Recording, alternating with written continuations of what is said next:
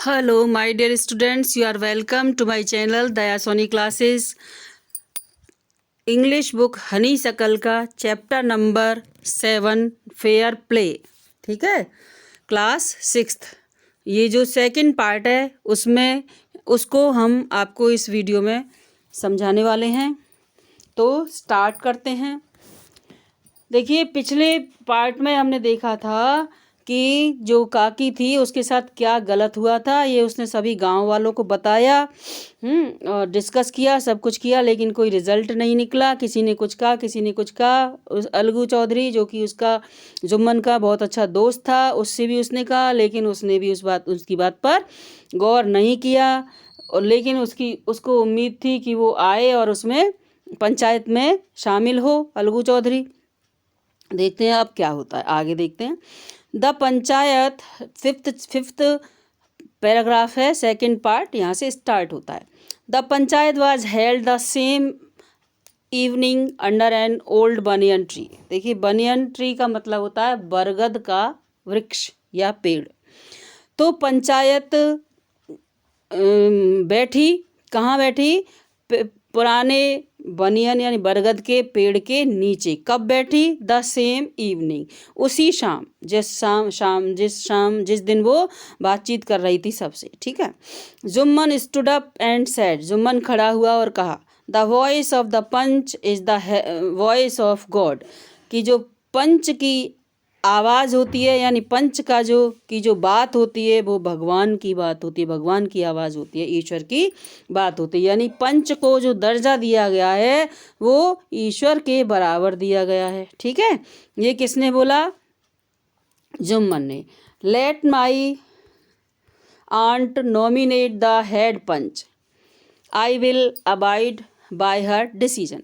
मेरी आंटी को यानी चाची को हेड पंच के लिए मनोनीत करने दो और मैं उनके डिसीजन पर, उसके निर्णय पर अडिग रहूँगा, यानी मैं भी उनके निर्णय को मानूंगा। जो वो डिसीजन लेंगी उनको मानूंगा। ठीक है। अब देखो, नॉमिनेट करना क्या होता है कि किसी का भी नाम देना कि भाई इसको हेड पंच बनाया जाए, या जो भी पद के लिए नॉमिनेशन किया जा रहा है उसके लिए नाम देना, मनोनीत करना। ठीक है, 6th पैराग्राफ है। तो यानी कि जो भी पंच काकी बनाएगी उसको जो जुम्मन है उसका भतीजा वो भी उसको मानेगा पूरे सम्मान के साथ। The panch knows neither friend nor enemy, जो पंच होता है वो ना तो दोस्त या ना ही दुश्मन को मानता है, यानी उसकी नज़र में दोनों बराबर होते हैं।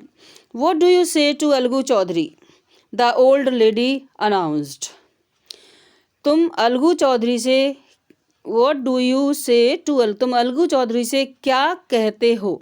ओल्ड लेडी ने यानी बूढ़ी काकी ने अनाउंस किया।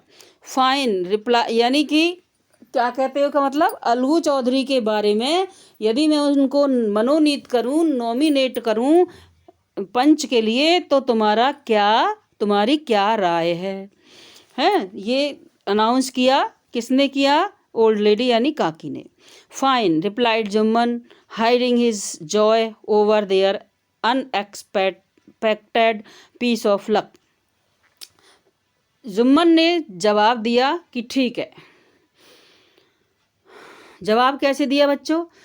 उसके अंदर जो खुशी हुई थी, जॉय मीन्स होता खुशी, उसको हाइड यानी छुपाते हुए, हाइड करते हुए कि ये जो बहुत ही अनएक्सपेक्टेड यानी जिसकी उसको उम्मीद नहीं थी, ऐसा अप्रत्याशित सौभाग्य उसको मिला है। उसको इस सौभाग्य की बिल्कुल उम्मीद नहीं थी। क्यों? ऐसा क्यों कहा उसने पता है? क्योंकि अलगू चौधरी जिसको कि काकी पंच बनाना चाहती है वो तो उसका बेस्ट फ्रेंड है और ऑब्वियसली वो उसके फेवर में ही बोलेगा। ठीक है, तो उसको बहुत इस बात पर खुशी हो रही थी जैसे ही अलगू चौधरी का नाम उसने सुना। चाची, you are aware of my friendship with Jumman, said Algu.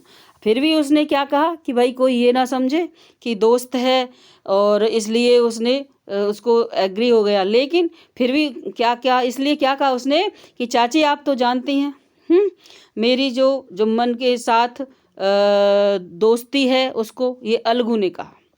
क्योंकि दोस्त दोस्त मिल जाएंगे तो पक्ष में एक दूसरे का फेवर करेंगे ही। तो अलगू भी इस बात से बचना चाहता था कि कोई इस बात को गलत ना ले जाए, ठीक है। I know that, replied the aunt, but I also know that you will not kill your conscience for the sake of friendship.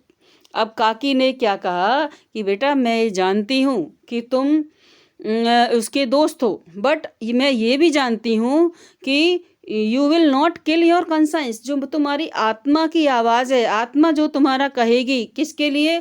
For the sake of friendship, मतलब दोस्ती के लिए अपनी आत्मा की आवाज़ को आप मारोगे नहीं या दबाओगे नहीं। यानी तुम्हारी जो अंतरात्मा की आवाज़ आएगी उसको तुम ऊपर रखोगे, बजाय किसके? फ्रेंडशिप के, ठीक है। God lives in the heart of the panch, भगवान रहते हैं किसके हृदय में? पंच के हृदय में ईश्वर निवास करते हैं। And his voice is the voice of God, और उसकी आवाज़ जो होती है वो गॉड की आवाज़ होती है। यानी कि पंच जो कहेगा वो भगवान के समान है कि भगवान ने यही निर्णय लिया।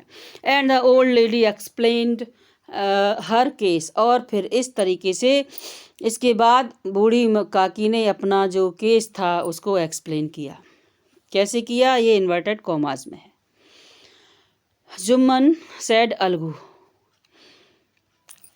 सॉरी, जो एंड द, यानी अपना केस उसने बूढ़ी काकी ने बोल दिया। उसके बाद अलगू ने कहा केस सुनने के बाद कि Jumman, you and I are old friends, Jumman तुम और मैं दोनों पुराने दोस्त हैं। Your aunt is as dear to me as you, तुम्हारी चाची भी, आंटी भी मुझे उतनी ही प्रिय है जितना कि तुम हो। नाउ आई एम अ पंच, अब मैं एक पंच हूँ। You and your aunt are equal before me, तुम और तुम्हारी आंटी दोनों ही मेरे सामने दोनों ही समान हैं, इक्वल हैं, सेम हैं। व्हाट हैव यू टू से इन योर डिफेंस, तुम्हें अपने सुरक्षा में, अपने बचाव में अब क्या कहना है? यानी अपने आप को बचाने में तुम्हें क्या कहना है, डिफेंस में क्या कहना चाहते हो? अब बोलता है, जुम्मन ने बोलना शुरू किया। बिगेन जुम्मन, क्या बोला? 3 years अगो, 3 साल पहले my aunt transferred her property to me, 3 साल पहले मेरी आंटी ने अपनी संपत्ति को प्रॉपर्टी को मेरे नाम कर दिया। I promise to support her as long as she lived, और मैंने ये वादा किया कि जब तक वो जिंदा रहेंगी तब तक मैं उनको सपोर्ट करूँगा। I have done all I could, जितना मैं कर सकता था वो सब मैंने किया। There have been a couple of quarrels between my wife and her, but I can't stop it. कुछ झगड़े भी हुए मेरी पत्नी और मेरी काकी के बीच में, लेकिन फिर भी मैंने उनकी जो सेवा थी उसको करना, उनको सपोर्ट करना बंद नहीं किया। Now my aunt is claiming a monthly allowance from me. अब क्या है कि जो मेरी आंटी है वो मेरे से कह रही है कि मुझे मासिक भत्ता दो। दिस इज़ नॉट पॉसिबल, ये संभव नहीं है। That is all I have to say, यही बात थी जो मुझे कहनी है, यही मैं कहना चाहता हूँ। यानी उसने अपनी बात को रख दिया कि ये बात हुई थी, प्रॉपर्टी मेरे नाम हो गई और मैंने उनको जो वादा किया वो पूरा भी किया, कुछ जितना हो सकता था। अब मेरी जो पत्नी है उन पत्नी में और काकी में थोड़ा झगड़ा हुआ, और अब काकी मेरे से मंथली भत्ता मांगती है, मंथली अलाउंस का क्लेम करती है, तो ये संभव नहीं है, और यही मुझे कहना था, ठीक है। 7th paragraph, Jumman was cross examined bye Algu and others. अब जुम्मन से और सवाल भी पूछे गए अलगू के द्वारा और अन्य जो लोग वहाँ पर उपस्थित थे उनके द्वारा। देन अलगू अनाउंस्ड, फिर अलगू ने अनाउंस किया, we have gone into the matter carefully. सब पूछने के बाद जैसे एक जजमेंट देते हैं, तो अलगू ने कहा कि हमने पूरे मामले को सावधानीपूर्वक सुना है, यानी जो कुछ था उस पर गौर किया है। इन आर ओपिनियन, हमारी राय में, Jumman must pay his aunt a monthly allowance or else the property goes back to her. उसने कर दिया न्याय। देखिए कि जुम्मन को मंथली अलाउंस आंटी को देना चाहिए, या फिर या तो अलाउंस दे या फिर प्रॉपर्टी को वापस चाची को आंटी को दे दे, यानी प्रॉपर्टी वापस आंटी को जानी चाहिए या फिर अलाउंस उसको देना चाहिए, मासिक भत्ता देना चाहिए। Now the two friends were seldom seen together. ये निर्णय हो गया, सब लोग अपने अपने घर चले गए।